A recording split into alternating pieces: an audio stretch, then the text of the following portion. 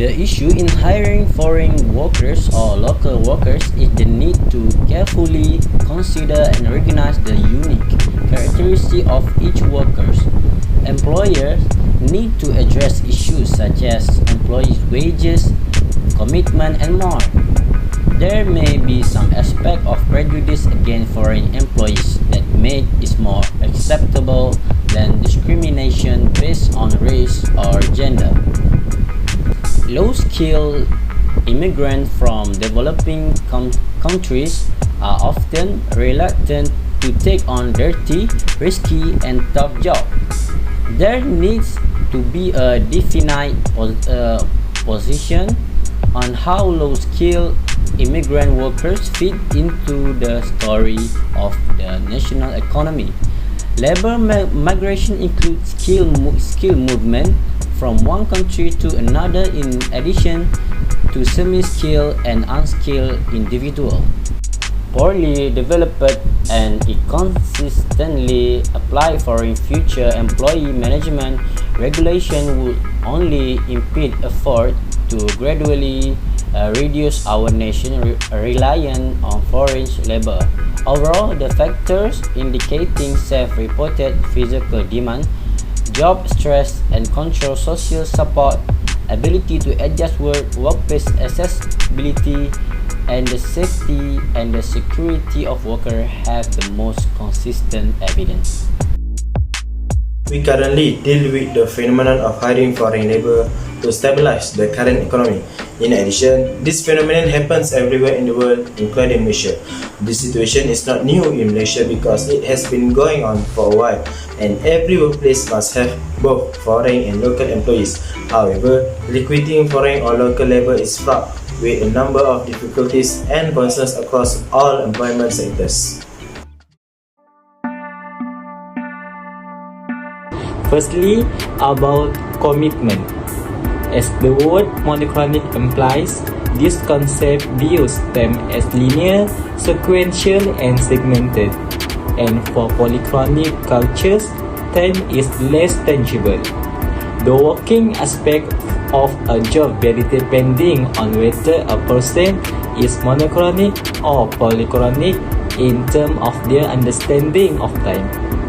Based on the case, foreign employers is monochronic time people because they give their jobs of complete attention, while local workforce is a polychronic time people because they're not making effort to give their all to their jobs. Next, I will continue with my point, that is discrimination. Nowadays, discrimination is still a major issue in Malaysian workplace. So, what is the discrimination? Discrimination happens when a person or a group of people is treated less than another person or group because of their racial background or certain personal characteristic. So, on my observation, I have seen a direct discrimination. For example, when an employer recruit foreign workers such as Indonesian, he gives more money to the Indonesian workers than Malaysian workers. So instead hiring a less qualified individual of a different ethnic background, this might be interpreted as a racial prejudice. There is no denying that problems with the office environment affect all businesses in Malaysia when trying to hire new personnel. It is not a brand new issue because there have previously been news stories about it. The work environment, each employee's own values, and other factors make up the intended environment. This is due to the fact that provided they have a job, most locals prefer a cool work environment to outsiders' preference for a hard, dusty one. The mentality of picking a job based on the environment would make it harder for any management to hire workers. In addition, choosing a job frequently places difficulties with decision making. This is due to the fact that some business owners in Malaysia struggle to choose between hiring local or overseas labor. In addition, they will consider if foreign workers can adjust to the new environment and culture, whether local workers can accept a culture that does not conflict with their own brought by foreign workers, and whether the company there will be any challenges or concerns linked to intercultural communication. Every management will find it challenging to decide which staff to hire in light of this question. Besides that, level of education is one of the factors in employing foreign workers in this 3D sector. Unskilled labor is typically in high demand in the 3D industries because operators need less knowledge workers. Actually, the majority of Malaysians are overly picky when choosing a career, looking for one that matches their academic qualifications. As a result, there are now more opportunities for foreign workers to accept any unskilled job position.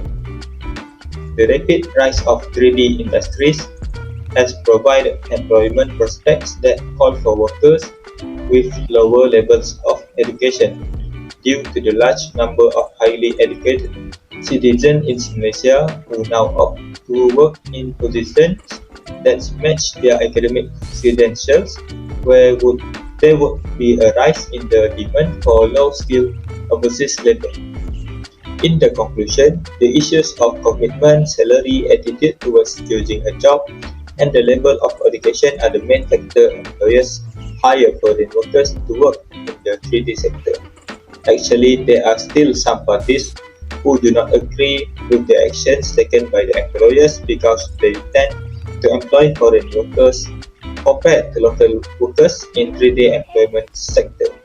However, the employer does have other options and have a strong justification in the issue of employing foreign workers through had to undergo various complicated procedures and incur high costs. The employment of foreign workers may invite negative issues to society. However, the employment of foreign workers must be done in controlled, systematic manner. If an employment does not fully abide by the law's requirement, this could have detrimental effects on the community as a whole. Looks like we are at the end of the videos. I hope this video benefits you all. Thank you for watching.